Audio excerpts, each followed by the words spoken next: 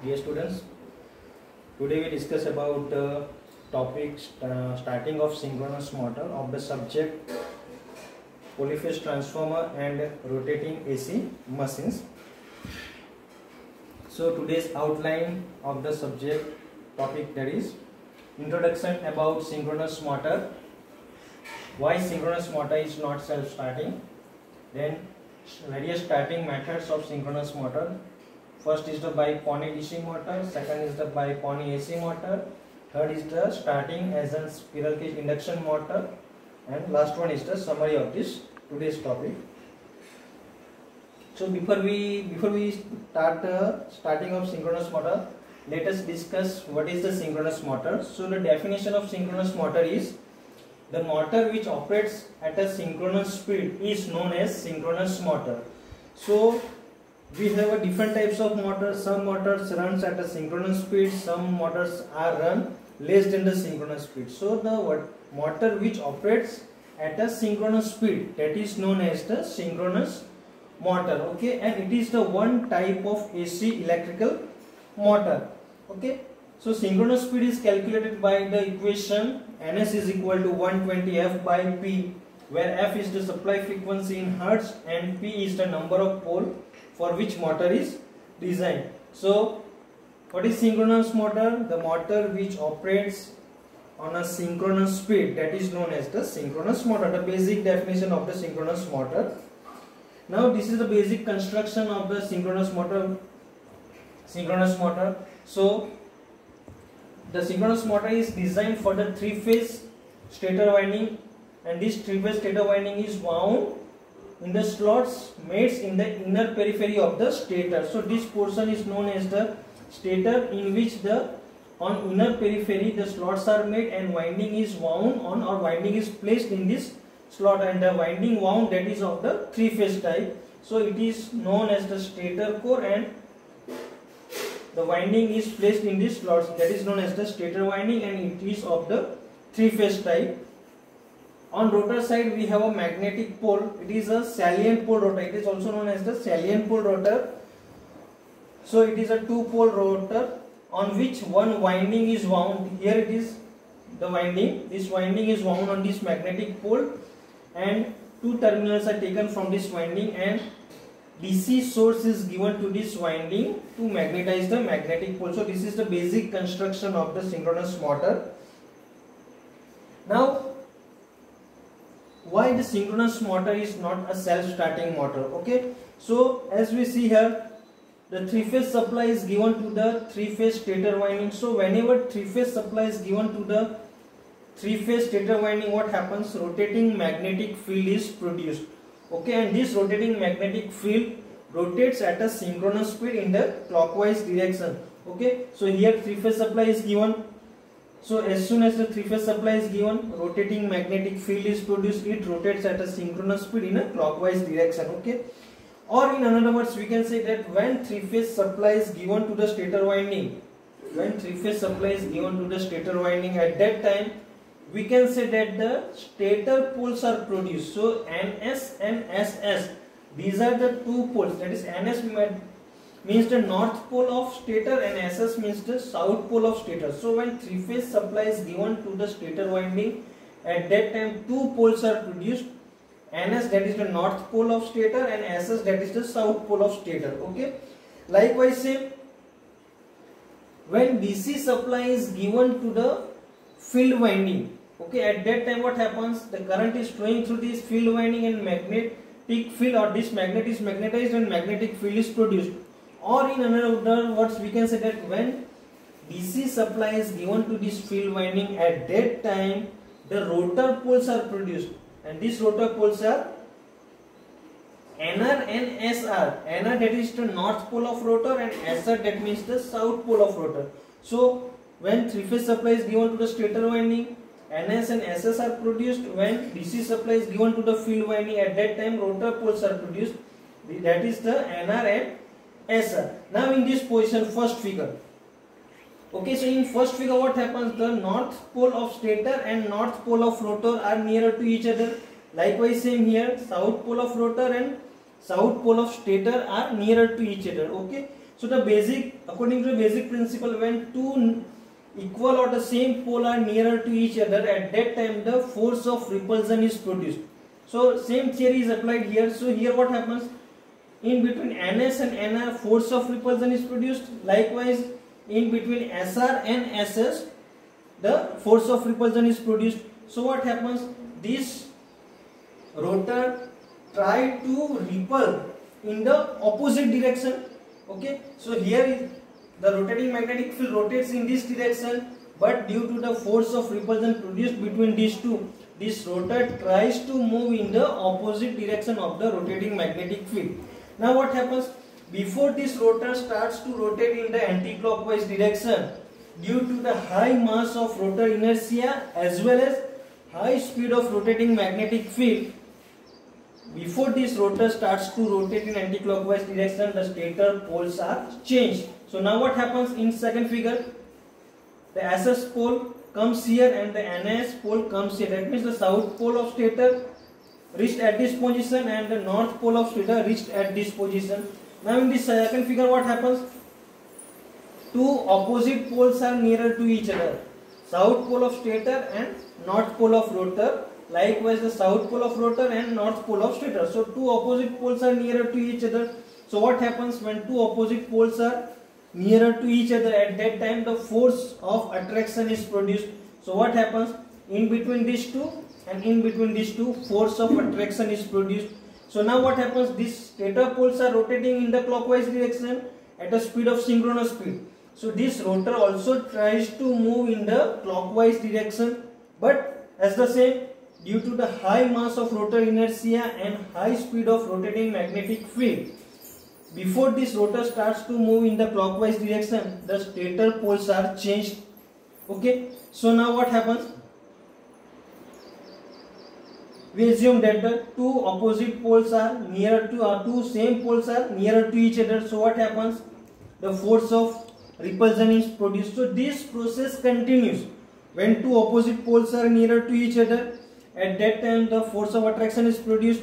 When two same poles are nearer to each other, at that time the force of repulsion is produced. So from this explanation we can say that when we give some torque to this rotor, at that time the opposite poles or magnetic locking occurs between the opposite poles and the rotor starts to rotate in the clockwise direction with the speed of rotating magnetic field. So from this explanation we can say that due to the high mass of rotor inertia and high speed of rotating magnetic field, synchronous motor is not a self-starting motor. So we have to give some torque to the rotor to rotate in the clockwise direction. So from this explanation we can say that synchronous motor is not a self-starting motor. Okay, so now it is not a self-starting motor, so we have to start this synchronous motor. So we have a various methods to start this synchronous motor. So these methods are, first method is by using Pony DC motor, second method is by using Pony AC motor, and third method is the starting as a squirrel cage induction motor. So if we want to make the synchronous motor self-start or to make the synchronous motor start, we are using these three methods. Okay, so first method is the starting of synchronous motor by using Pony DC motor.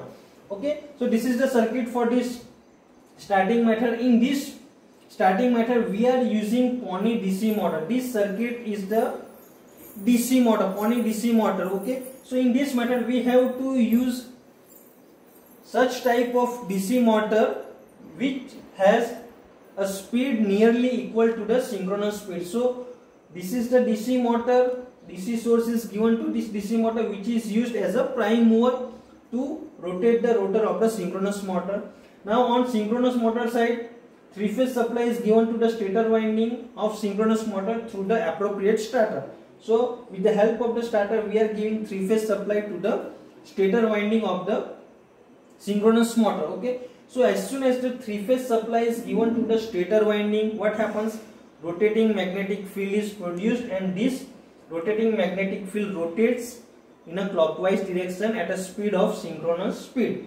Okay, so this DC motor is mechanically coupled with the synchronous motor. So we can say that the shaft of DC motor is mechanically coupled with the shaft of synchronous motor. Okay, so whatever speed of DC motor, at that speed the rotor of the synchronous motor will rotate, because both are mechanically coupled. Okay, so first of all we have to couple the DC motor with the synchronous motor, mechanically coupling.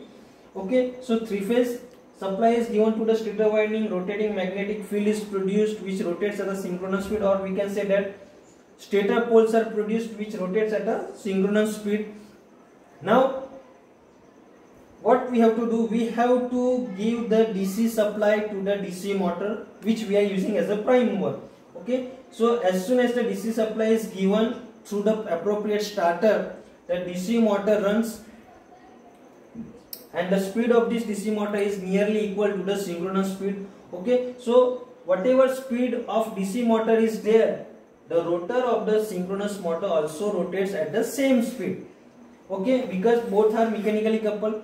Now what we have to do, at that time after the rotor starts rotating with the speed of the DC motor speed, we have to give the DC supply to the field winding of the synchronous motor. So as soon as the DC supply is given to the field winding of DC synchronous motor, what happens? Rotor poles are produced. Okay, so now these rotor poles are, and the stator poles, magnetic locking occurs between these rotor poles and the stator poles. So when magnetic locking occurs between these two, at that time this rotor starts to rotate at a synchronous speed. Now after that this prime mover is not required. Okay, so we have to cut off the DC supply of the DC motor, and if it is possible we have to dismantle this DC motor from this synchronous motor. So this is the starting of synchronous motor using Pony DC motor. Next is the starting of synchronous motor by Pony AC motor. So here what happens, we are using DC motor as a prime mover to start the synchronous motor. Now in this method what we have to do, we have to use the Pony AC motor. So in place of this DC motor we have to use a three-phase AC Pony motor which has a speed nearly equal to the synchronous speed, and the procedure is same. We have to couple the three-phase AC motor with the synchronous motor, give three-phase supply to the stator winding of synchronous motor through the appropriate starter. So stator poles are produced. Now give the three-phase supply to the AC motor. So this AC motor rotates nearly equal to the synchronous speed. So the rotor of the synchronous speed also rotates at a speed nearly equal to the synchronous speed. Now we have to give the DC supply to this field winding. So what happens, the rotor poles are produced, and at some time the magnetic locking occurs between stator poles and rotor poles. So after that the rotor rotates at a synchronous speed. So now after that there is no need of three-phase AC Pony motor. So we have to cut off the supply of three-phase AC Pony motor, and if it is possible we can dismantle the three-phase AC motor from the synchronous motor. So this is the second method, that starting of synchronous motor by Pony AC motor. Now the third method, that is the starting as a squirrel cage induction motor, which is the best suitable method to start the synchronous motor or to make the synchronous motor self start. Okay, so for making the synchronous motor self start, some modification is made in the rotor of the synchronous motor.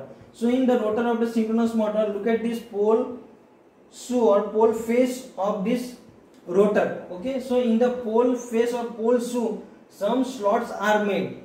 Here the dots are in these dots are the slots made in the pole shoe of the rotor. So in these slots rotor copper bars are placed. Okay, so heavy rotor copper bars are placed in these slots, and these rotor bars are short circuited on both sides of this rotor bar.